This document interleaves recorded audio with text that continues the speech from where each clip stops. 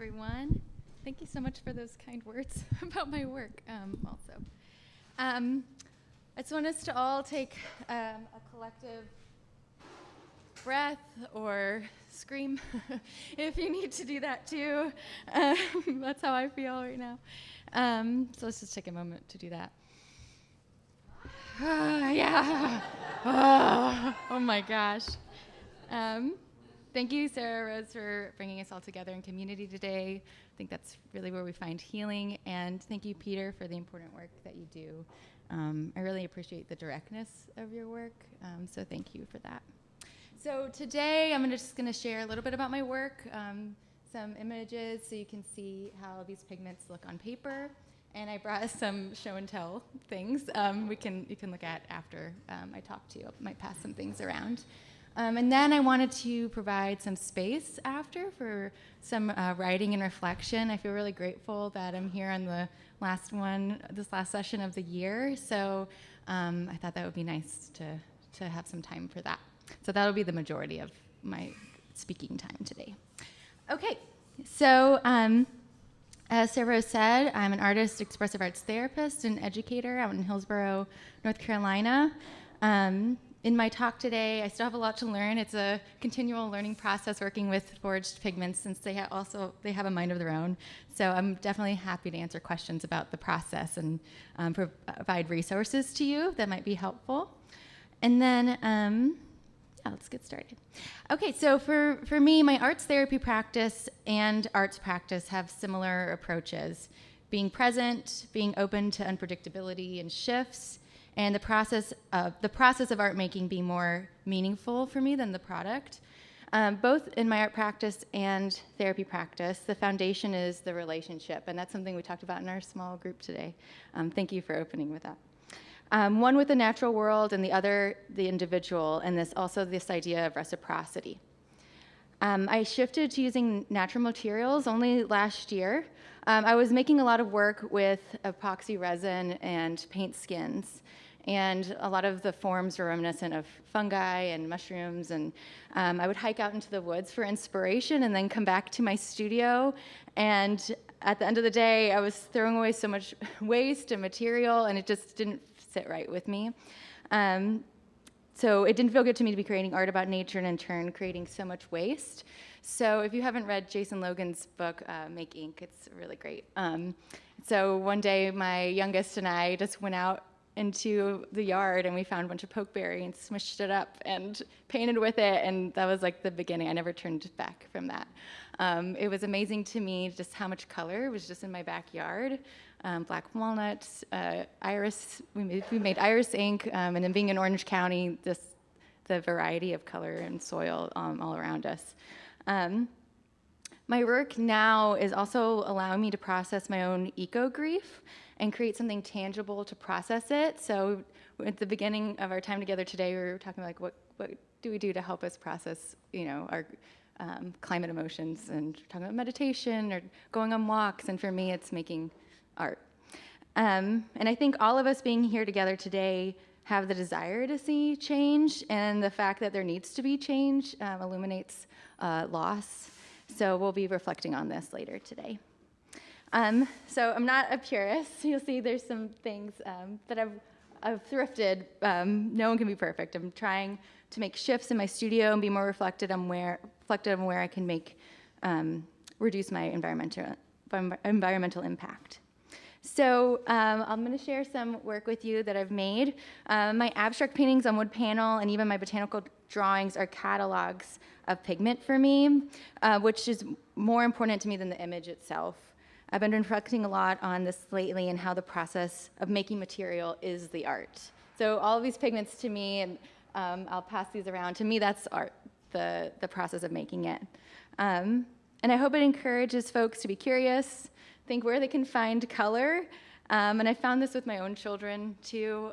They're always wondering, like, if we scratch this rock, will this make color? Or we boil this plant, will this make a color? And that's just been in the last year, and it's really encouraging my own children to want to be outside more and be curious. So I'm just going to pass these around. These are lake pigments made from soil or from plants, and then there's some soil pigments too. Every time I make a pigment, I just keep a little bit just to notice how it changes over time. So I'm just going to pass it. Okay. So this is in the middle, me mulling watercolor made from Brazil wood. And then this is local rock that I foraged, and safflower, a muller print of safflower. And I'll pass some muller prints that I have too. The process of making flake pigments definitely feels like, my dad is a chemist, and it is funny when I started doing this, he's like, oh, finally we have a chemist in the family, and I just never thought of my work that way. But he's always giving me like remnants from his lab. I just made some watercolor paint with some algae he had in his lab. So on the lower left is local soil pigment that I made, blue cabbage and safflower. And I really do love making lake pigments. For me, I'm really interested in soil pigments, rock pigments, and making pigment from trash. So an example of that would be copper scraps that I find around.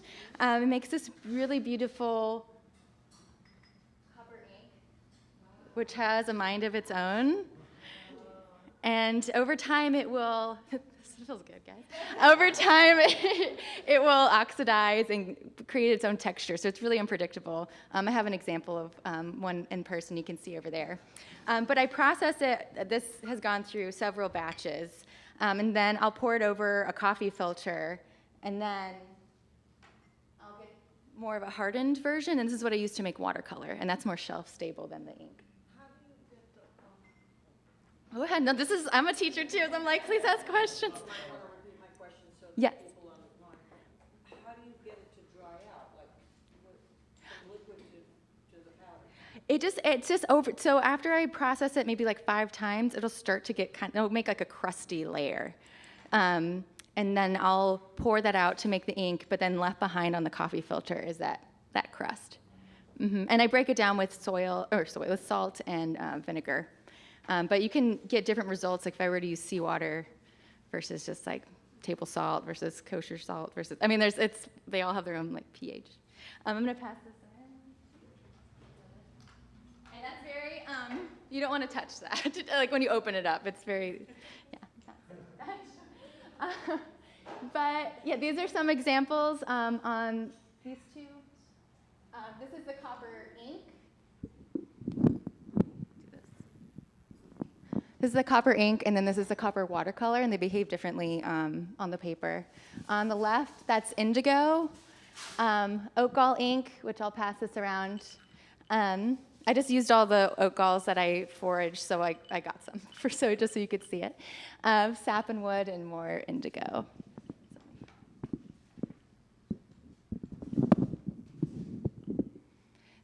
So these are really fun to find. You can find them on a variety of trees, but oak is the most prevalent, and sometimes you'll see holes in them, because it's where wasps like to lay their eggs, and then they'll emerge from there. But what I do, it's a medieval recipe. You crush it up and add iron, and it'll oxidize over time. So I brought some for you guys, and I'm happy to paint some afterwards so you can see how that shifts and how that changes.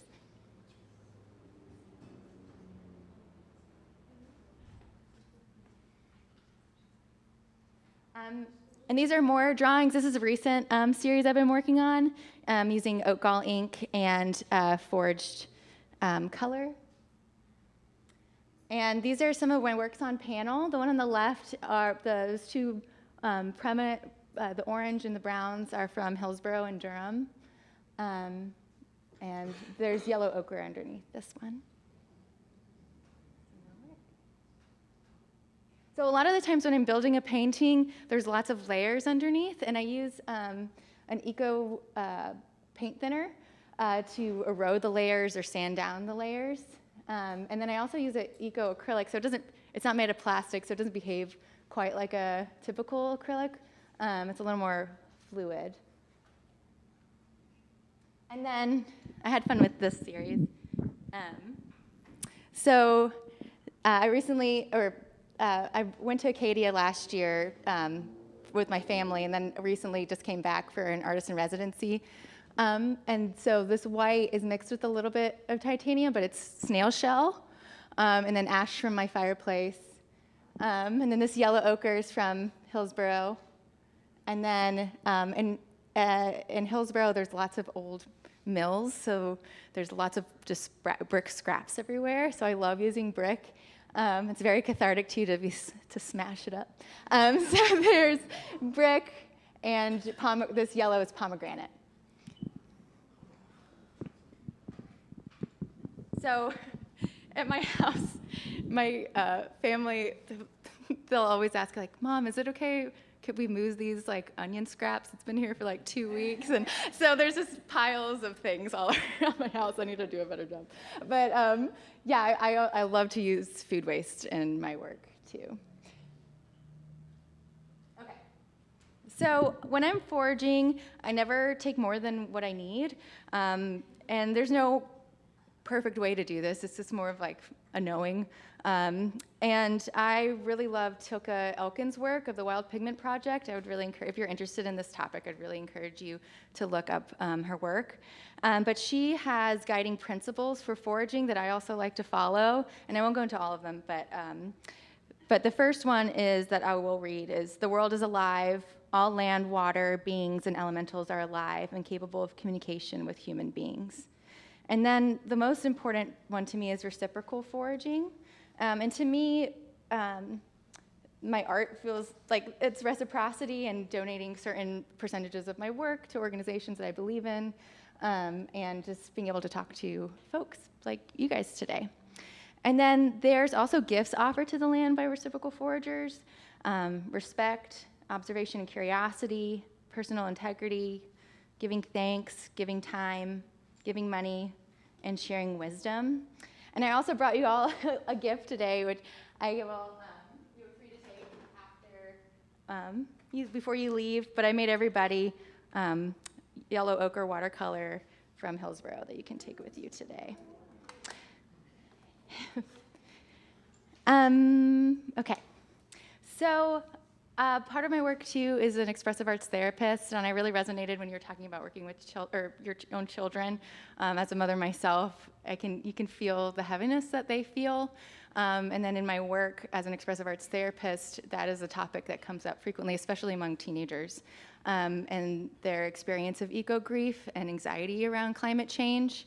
So I wanted to share art experiential, some writing, so we can have time to process and get a new perspective on what we're feeling in a new way. So, with that in mind, I brought some might be wet because it was raining this morning, so just be mindful of that. But I brought a variety of natural items that I had in my studio and just around my house. So what I would like to offer you is to choose an item. And with all of these prompts, if you want to go in a different direction, you can feel free to go in a different direction. So I want you to choose a natural object that reminds you of a time spent outside during your childhood. So we're going to go back in time and see if any memory is prompted. And if this so happens to be a memory that happened last week, roll with that. That's fine. I want also to explore the object with your senses. Let's not do taste, but all the other senses are a go. Really explore, like rubbing the leaf against your ear, crunching it, or seeing what it sounds like against your chair, smelling it. So exploring this natural object in a way you might not typically, besides sight, which is what we always do. And then, if you would,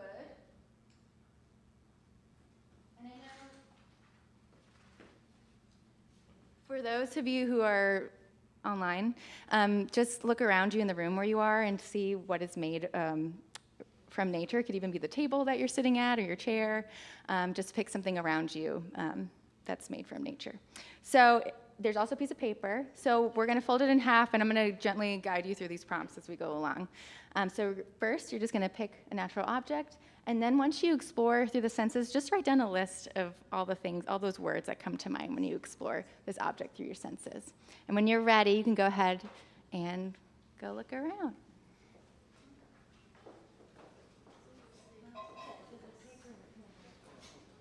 There's pencils over there for you and colored pencils.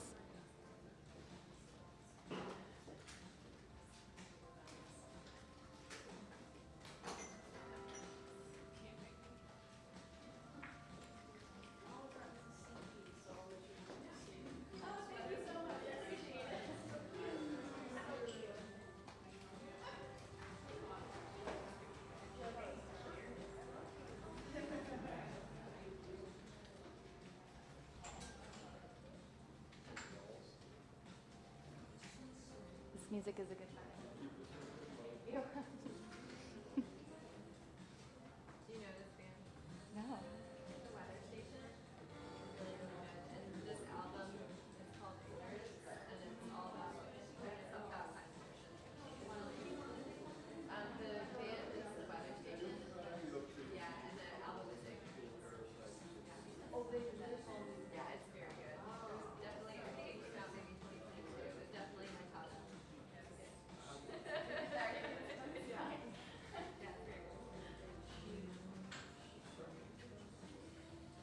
Also, if you're curious about any of these pigments, if that's something that speaks to you too, you can feel free to grab one of those.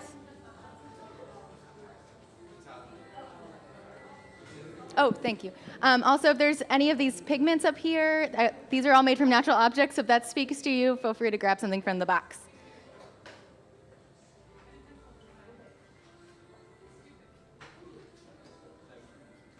Oh, I'm so glad.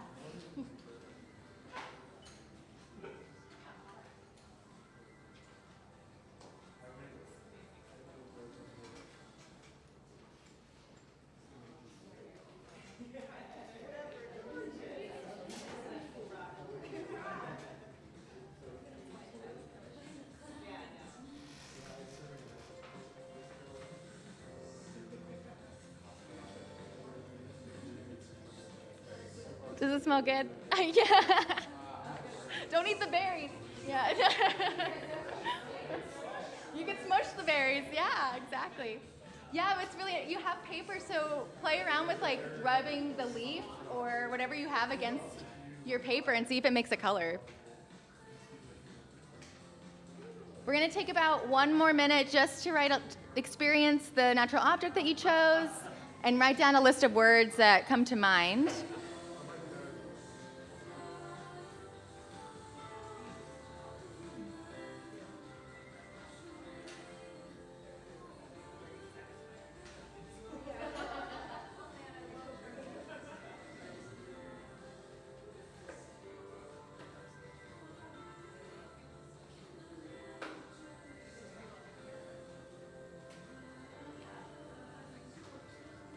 Oh, thank you so much.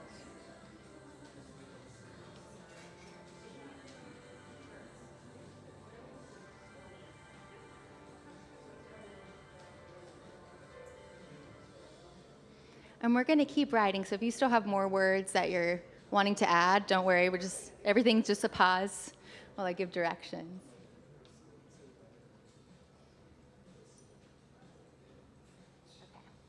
So I'm going to offer you experiential today that I like to do just to help synthesize a variety of experiences. And today we're focusing on potential eco-grief that you're experiencing or climate change anxiety. It's called a 5-minute poem, and I'll explain how it works. And this is something that you can repeat more than once with your free write.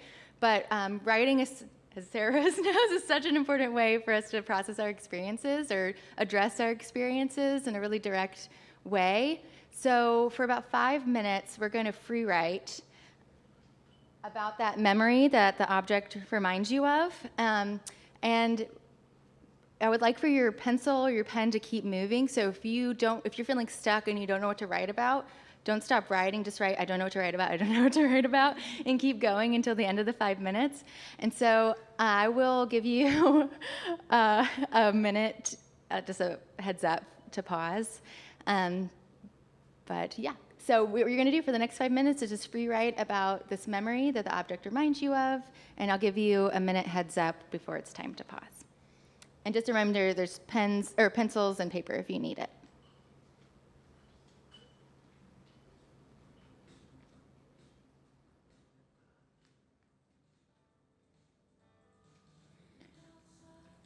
Just start finding where you can start wrapping up your final thought. It was a little less than 5 minutes. All right, I'm just going to pause there. So I lied, it's not really a 5-minute poem, but we're going to do, it's probably like a 10-minute poem. So now what you're going to do is you're just going to quickly look at your work, your writing, and choose 5 words that stand out to you, and not overthink it. If you're like, that's a weird word, just circle it anyways if it stands out to you. So just quickly scan your writing, see what pops out. And then on the back of your paper, write those 5 words.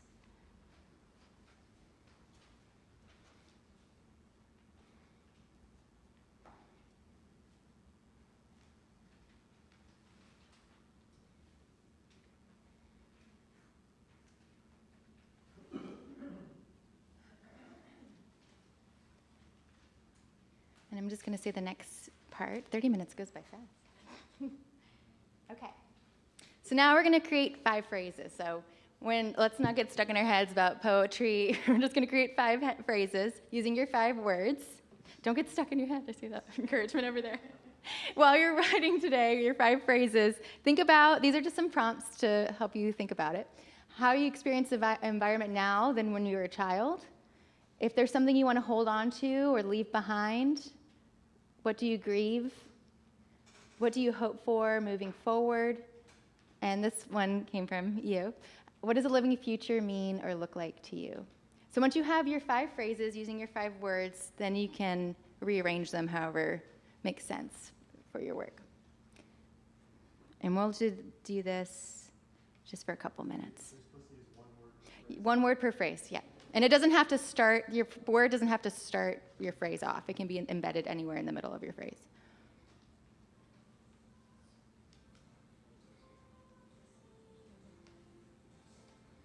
And again, I'll give you a moment, or I'll give you a heads up.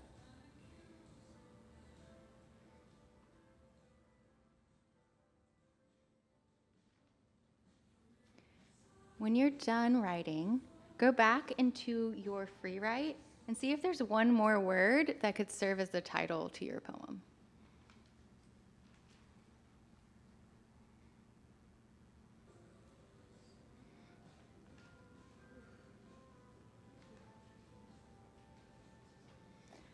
And then to end this today, we're just going to go back into the original groups that we had at the beginning of our time together, and these are just some questions to help guide your discussion.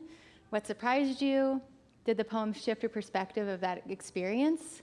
What are you still curious about? Again, what do you want to let go of or hold on to? And what actions can you take in your life or in the greater community? So we're just going to take about a minute since 30 minutes has arrived. So just circle up for about a minute and just reflect on this with your original group that you paired with this morning.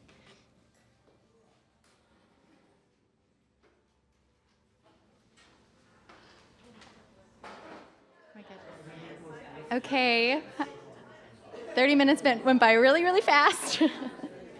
So we're just going to find a place to pause your thought. If you're the one speaking, just find a place to wrap up your thought, and then we'll come back together. And I think we're going to come together for discussion. Thank you so much for having me. I'm going to have all of these things for you to explore if you want to look at them a little closer after we're done today. And just remember, I have some watercolor stones for you too.